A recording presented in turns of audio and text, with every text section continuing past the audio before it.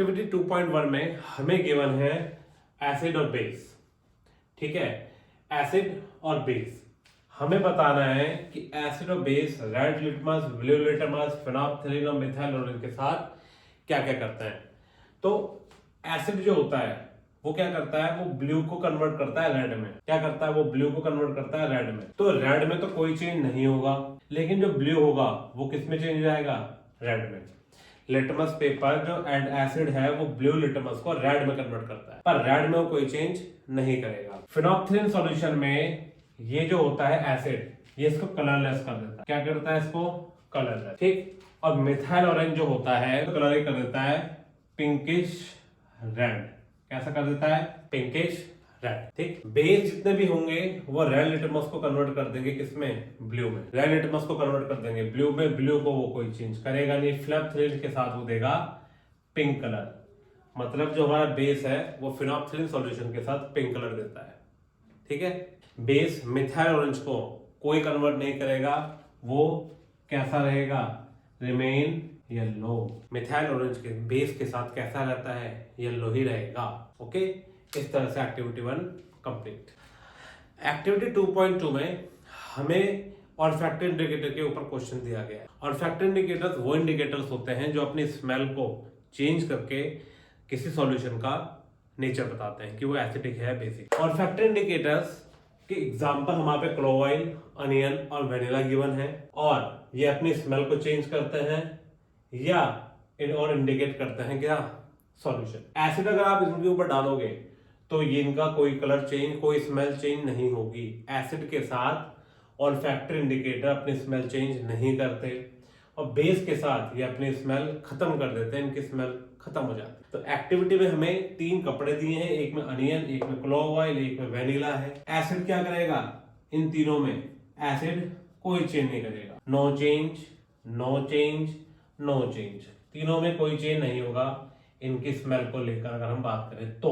और अगर हम बात करें बेस को, तो इसकी जो एसेंस है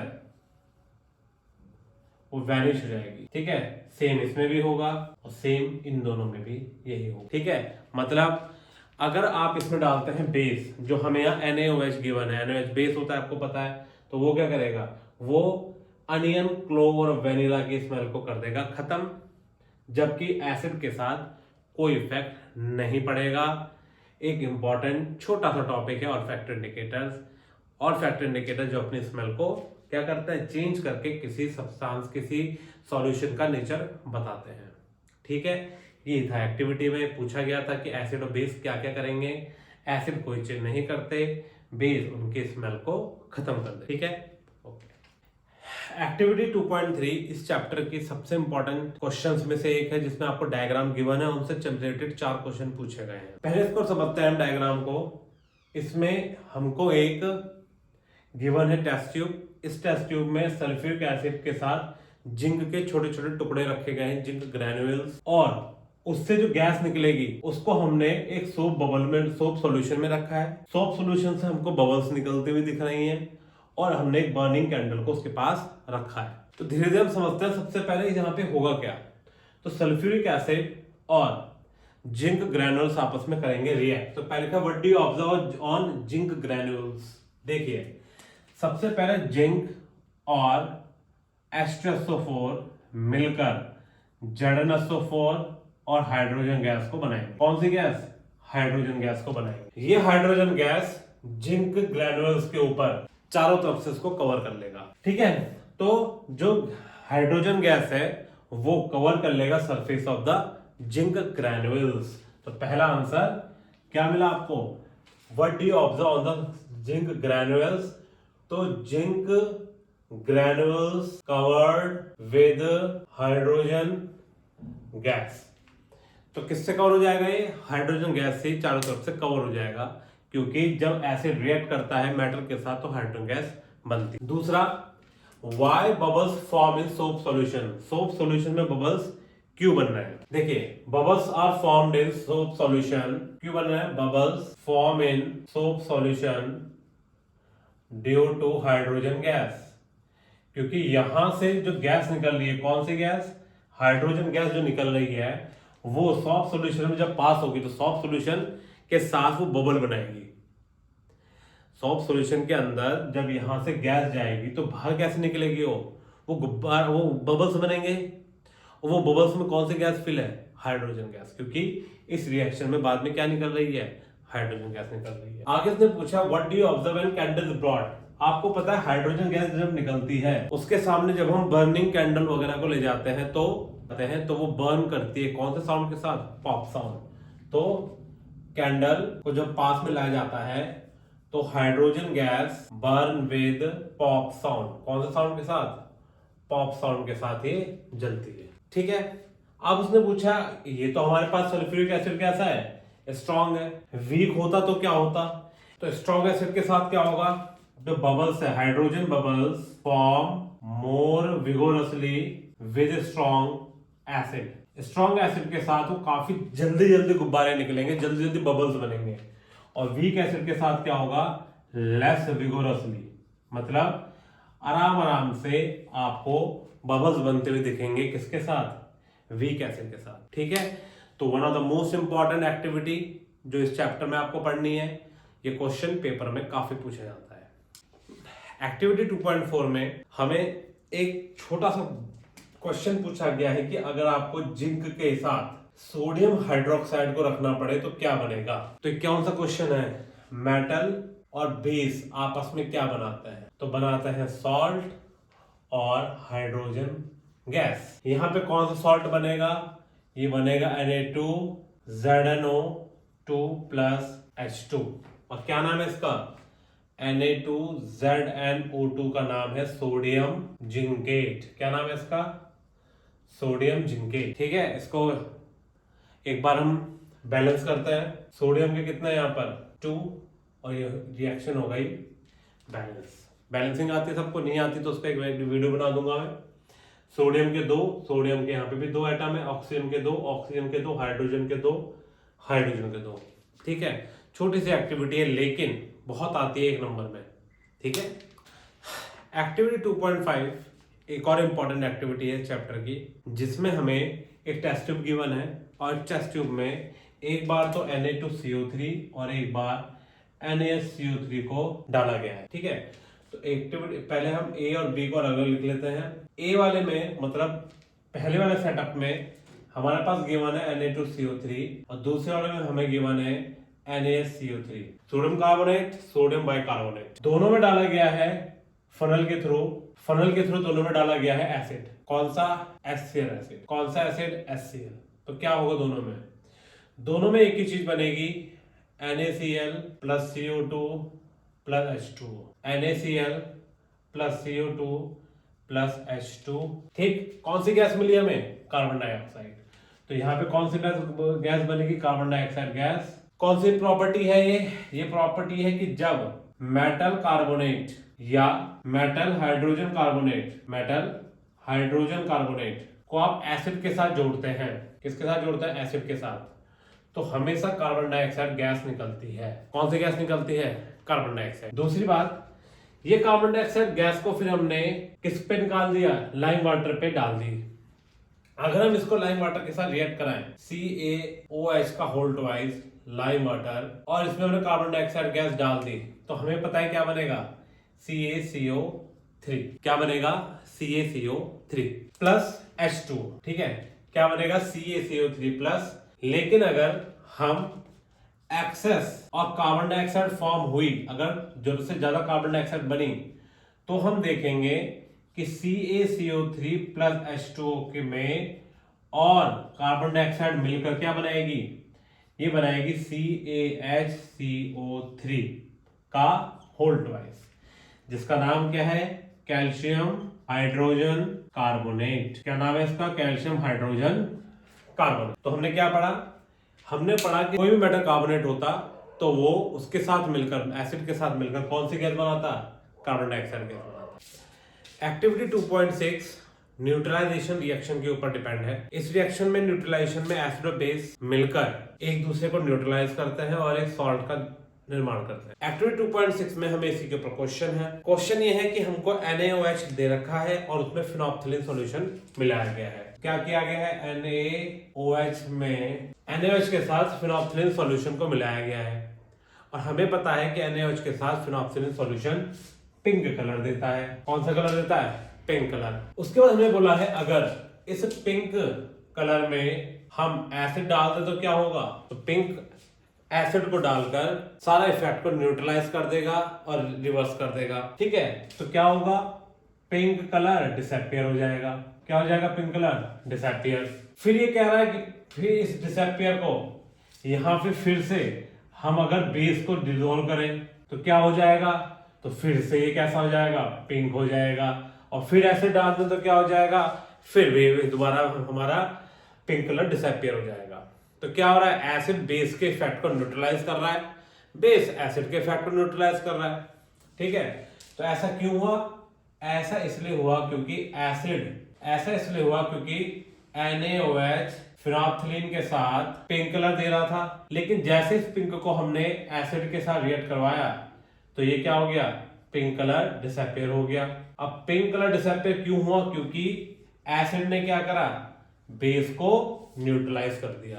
तो कौन सी रिएक्शन करी, न्यूट्रलाइजेशन रिएक्शन। ठीक है, ओके। एक्टिविटी 2.7 में हमें क्वेश्चन गिवन है कि हमको कॉपर ऑक्साइड लेना है और कॉपर ऑक्साइड को रिएक्ट करना है हाइड्रोक्लोरिक एसिड के साथ। तो कॉपर ऑक्साइड CaO और रिएक्ट करना है इसको HCl के साथ। कॉपर ऑक्साइड फर्स्ट चैप्टर में भी बताया था मैंने, कॉपर ऑक्साइड का जो कलर होगा वो होगा ब्लैक। तो ब्लैक कलर का कंपाउंड है और जब ये HCl से रिएक्ट करेगा तो बनाएगा CuCl2 plus H2O। CuCl2 plus H2O मतलब ये बन जाएगा हमारा कॉपर क्लोराइड।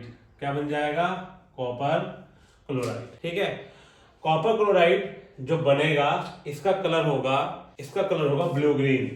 क्या होगा इसका कलर, ब्लू ग्रीन। तो ब्लैक कलर चेंज हो जाएगा किसमें, ब्लू ग्रीन में। तो क्या क्या क्वेश्चन पूछा जा सकता है यहाँ पर, ऑब्जर्वेशन बताओ। तो पहली ऑब्जर्वेशन है black coloured copper oxide change into किसमें, blue green coloured CuCl2। Blue green colour के कॉपर क्लोराइड में ये मिल जाएगा। सेकंड पॉइंट, और इसमें कॉपर ऑक्साइड क्या हो जाएगा, डिसॉल्व एंड फॉर्म CuCl2। तो कॉपर ऑक्साइड क्या हो जाएगा, यहाँ पे कुल मिला के डिसॉल्व हो जाएगा, क्योंकि इसमें क्वेश्चन में पूछा है कि क्या होगा। ठीक है, what happen to copper oxide, तो कॉपर ऑक्साइड डिसॉल्व हो जाएगा और उसका कलर चेंज हो जाएगा किसमें, ब्लू ग्रीन में। ठीक है, एक्टिविटी 2.8 पे हमको एक बहुत अच्छा कॉन्सेप्ट समझाया गया है जिसमें हमें बताया गया है कि एसिड और जो हमारे और सॉल्यूशंस होते हैं जैसे ग्लूकोज और अल्कोहल, इनकी कंडक्टिविटी में क्या डिफरेंस है, तो कौन से जल्दी आयनाइज हो जाते हैं, कौन से जल्दी आयनाइज नहीं होते। ये एक्टिविटी क्वेश्चन एनसीईआरटी का भी एक पार्ट है, मतलब इसका मतलब एनसीईआरटी में भी क्वेश्चन है इसके नाम पे। और ये क्वेश्चन अब आपको लिखने को आ जाता है कि एक एक्टिविटी बताएं और एक्टिविटी के द्वारा समझाओ कि HCl या कोई एसिड जो होता है वो कंडक्टर होता है और जो ग्लूकोज और हमारे जो अल्कोहल होते हैं वो कंडक्टर नहीं होते, वो कंडक्ट नहीं करते इलेक्ट्रिसिटी को। तो हमको एक सीधा सा एक सिस्टम दे रखा है, इसमें हमारे पास रबर कॉर्क के ऊपर 2 इलेक्ट्रोड है और 2 इलेक्ट्रोड के साथ यहाँ पर HCl सॉल्यूशन डाला गया है। तो पहला पूछा है कि विद HCl सॉल्यूशन क्या होगा। अब HCl सॉल्यूशन का मतलब हो गया एसिड। यहाँ पे कोई सा भी एसिड और कोई सा भी बेस ले ले तो बात सेम रहेगी। HCl सॉल्यूशन के साथ क्या बल्ब ग्लो करेगा, तो हाँ बल्ब ग्लो करेगा। अब बात आती है बल्ब ग्लो क्यों कर रहा है इसमें। इसका मतलब है कि डाइल्यूट HCl जो सॉल्यूशन है, जो एसिड है, वो इलेक्ट्रिसिटी को अपने अंदर से कंडक्ट करता है। इट मींस क्या मतलब है इसका मतलब ये हुआ कि जो डाइल्यूट HCl है वो कंडक्ट करता है इलेक्ट्रिसिटी को।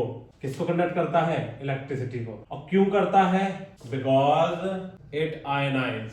क्या हो जा रहा है, वो आयोनाइज हो जा रहा है। आयोनाइज माने HCl अपने आयंस में डिसोसिएट हो जा रहा है, HCl टूट जाता है अपने आयंस में, इसीलिए ये इलेक्ट्रिसिटी को कंडक्ट कर रहा है। अगर हम इसके साथ ले लें अल्कोहल या ग्लूकोज, अल्कोहल और ग्लूकोज के साथ क्या होता है, अगर हम डाइल्यूट इसकी जगह अल्कोहल ले लें तो हम देखेंगे कि जो बल्ब है हम देखेंगे बल्ब ग्लो नहीं कर रहा है, ठीक है, बल्ब ग्लो बिल्कुल नहीं कर रहा है। तो बल्ब ग्लो क्यों नहीं कर रहा है? इसका मतलब जो अल्कोहल है या जो ग्लूकोज है वो डज नॉट कंडक्ट इलेक्ट्रिसिटी, वो इलेक्ट्रिसिटी को कंडक्ट क्यों नहीं करते, और क्यों नहीं करते? They do not ionize completely easily. इसका मतलब ये हुआ कि अल्कोहल जो ग्लूकोज है वो जल्दी से आयनाइज नहीं होते, और जब आयन से नहीं बनेंगे तो इलेक्ट्रिसिटी कंडक्ट कैसे होगी? और हमको पता है इलेक्ट्रिसिटी को चलने के लिए चार्जेस की जरूरत होती है, और चार्जेस को ही हम क्या बोलते हैं? आयंस बोलते हैं, ठीक है। तो इस एक्टिविटी में यही पूछा गया था कि अल्कोहल और ग्लूकोज जैसी जो चीजें हैं क्या वो इलेक्ट्रिसिटी कंडक्ट करेंगी? तो क्वेश्चन है नहीं, वो इलेक्ट्रिसिटी कंडक्ट बिल्कुल नहीं करेंगी क्योंकि वो आयोनाइज नहीं होते। ऑन द अदर हैंड अगर हम किसी एसिड या बेस को ले लें तो वो कंडक्ट होते हैं, ठीक है। एक्टिविटी 2.9, एक्टिविटी 2.9 में हमको टेस्ट ट्यूब गिवन है, और टेस्ट ट्यूब में हमको NaCl दिया हुआ है, NaCl सॉल्ट, और इस पे डाला गया H2SO4। तो क्या होगा देखते हैं। तो NaCl H2SO4 के साथ रिएक्ट करके बनाएगा Na2SO4 प्लस HCl, ठीक है। NaCl और H2SO4 मिलकर बनाएंगे HCl। ये जो HCl गैस है इसको हमने यहाँ पे HCl है, यहाँ पे रिएक्शन हो जाएगी, कौन सी वाली जो मैंने लिखी है, कौन सी गैस बनेगी? HCl।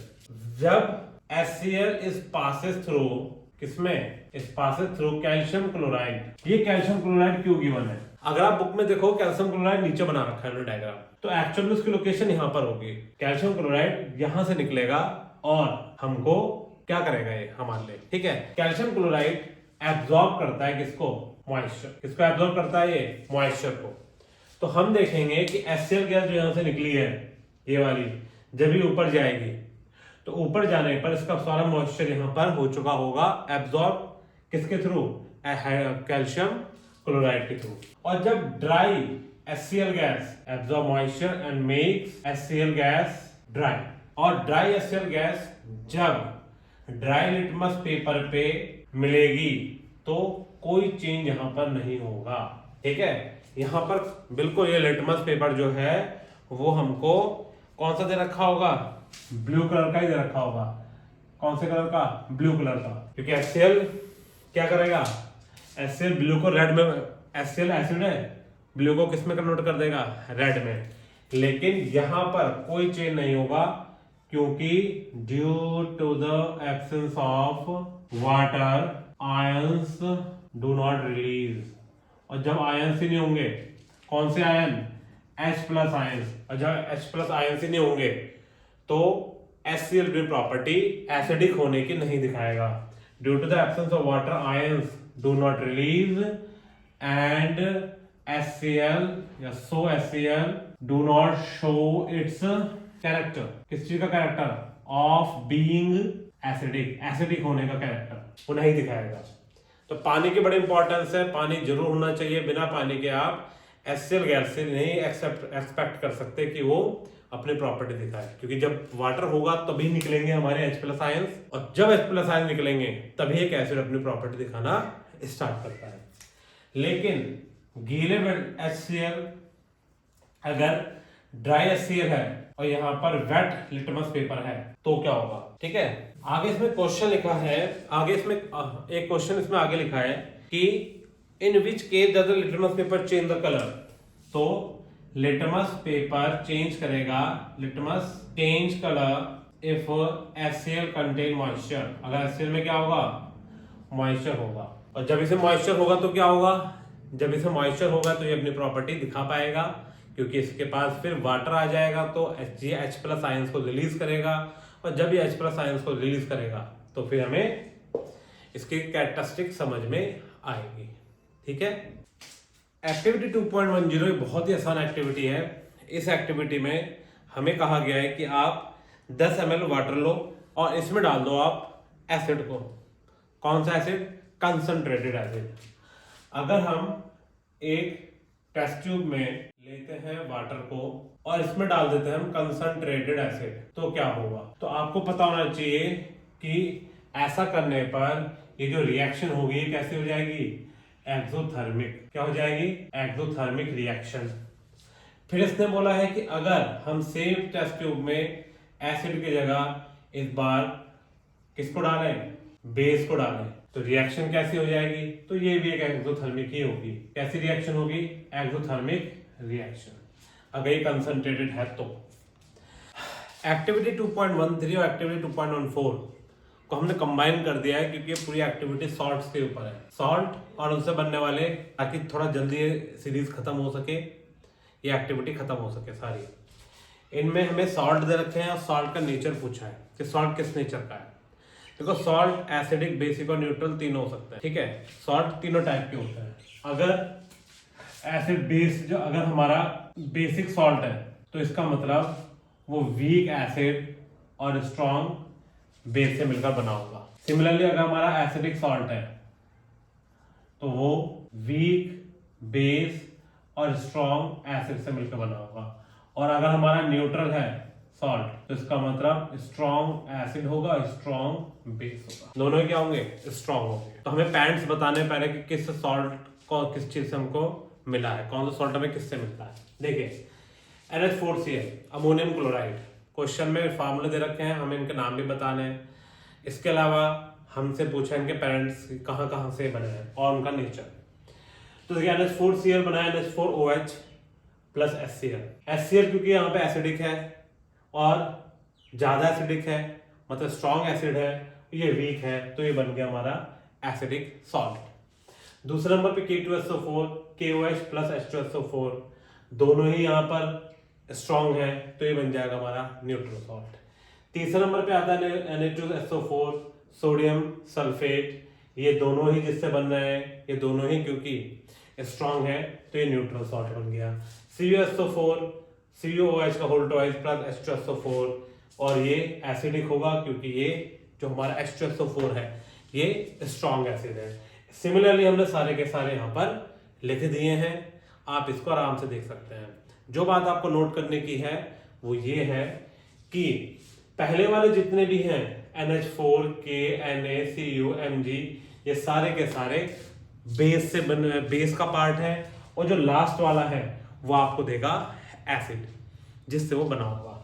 जैसे HCl है किसी के एंड में तो इसका मतलब वो HCl से मिलकर बना होगा, वो HCl होगा। SO4 वालों को आप डाल दोगे H2SO4 के साथ, इसके अलावा NO3 को आप डाल दोगे HNO3 में, मतलब जिसके पीछे HNO3 होगा वो हाइड्रोजन कार्बोनेट उसमें सॉल्ट जरूर होगा, और जिसके एंड में हमारा होगा, और कौन सा है हमारे पास इसके अलावा, यही है CO3।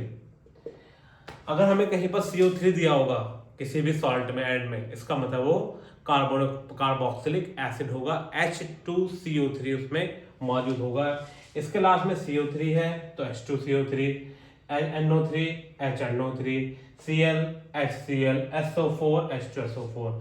सिमिलरली अगर हम पहले की बात करें, जितने भी यहाँ पे लिखे हुए हैं उन सब में केवल आपको OH जोड़ना है, वो बेस बन जाएगा। NH4OH, KOH, NaOH, CuOH, AlOH का होल ट्वाइस, इस तरीके से हम होल थ्राइस इस तरीके से हम ये पूरे टेबल को कर सकते हैं। आपको केवल एक बार इनको पढ़ना है, समझना है कि कौन सा स्ट्रॉन्ग होता है, कौन सा बेस, और कौन सा स्ट्रॉन्ग एसिड होता है, कौन सा स्ट्रॉन्ग बेस होता है। उसके बाद आपकी टेबल कंप्लीट हो जाएगी, पेपर में ये आ सकता है। ओके, एक्टिविटी 2.11 में हमको कुछ चीजें दी गई हैं जिसमें हमको निकालना है उनका पीएच और बताना है कि यूनिवर्सल इंडिकेटर में वो कौन सा कलर देंगे। यूनिवर्सल इंडिकेटर अपने कलर को कलर के हिसाब से किसी चीज का पीएच को डिनोट करता है। जैसे विबग्योर आपने पढ़ा होगा तो हम लिख देते हैं यहाँ पे विबग्योर, और जो रेड की तरफ होगा अगर उसका कलर यूनिवर्सल इंडिकेटर में, अगर उस चीज का सॉल्यूशन का कलर रेड की तरफ जाएगा तो इसका मतलब वो एसिडिक होगा, और जितना वो इधर की तरफ जाएगा, इधर मतलब विबग्योर की तरफ वायलेट की तरफ जाएगा, वो उतना बेसिक होगा, और ग्रीन कलर के आसपास वाली चीजें न्यूट्रल होती हैं।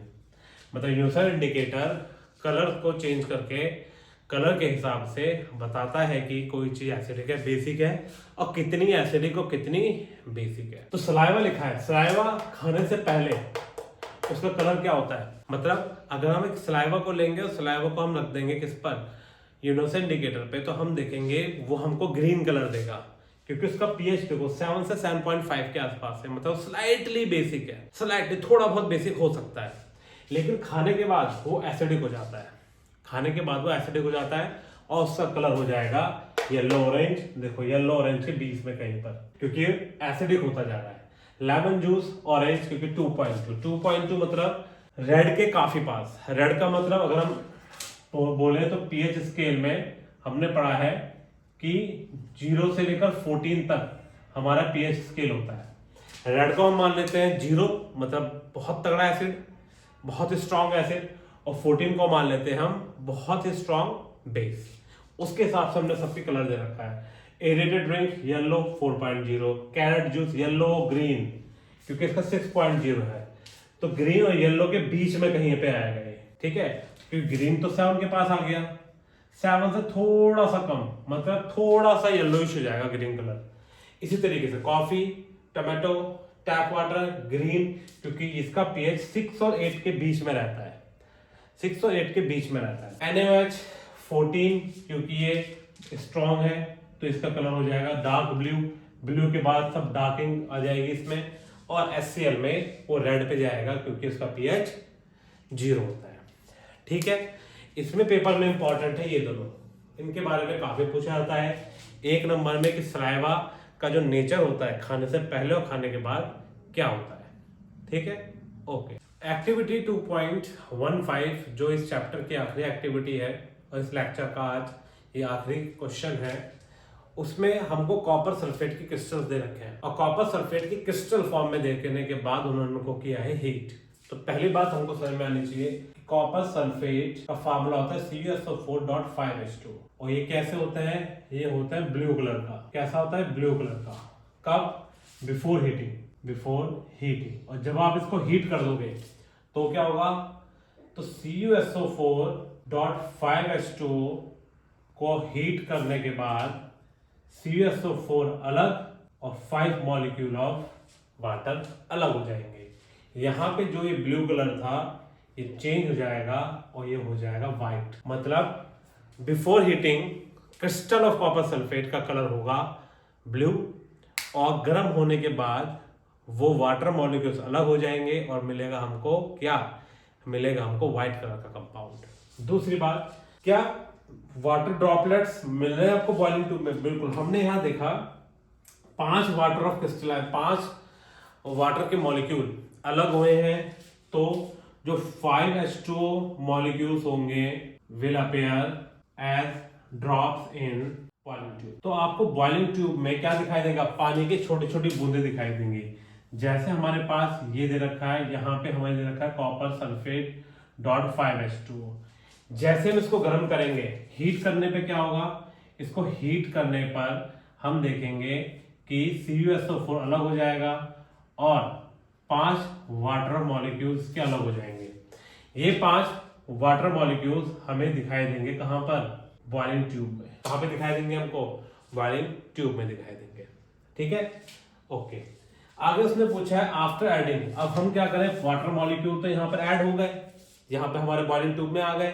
अगर हम दोबारा से इसमें पानी के कुछ बूंदे डालें तो क्या होगा, तो होगा क्या, कॉपर सल्फेट पे जैसे ही पानी की बूंदे आएंगी ये फिर से CuSO4.5H2 हो जाएगा, मतलब बैलेंस करने पर ये फिर से जो व्हाइट कलर था इसका वो दोबारा बन जाएगा कौन सा, ब्लू कलर। कौन सा कलर बन जाएगा, ब्लू कलर। तो मतलब वाटर ऑफ क्रिस्टलाइजेशन जो होते हैं, वाटर मॉलिक्यूल जो होते हैं, ये बड़ा इंपॉर्टेंट रोल प्ले करते हैं कलर में। Before heating blue colour, after heating white colour, और फिर से आप पानी को डाल दो तो क्या मिलेगा आपको, फिर से ब्लू कलर मिल जाएगा, ठीक है, ओके।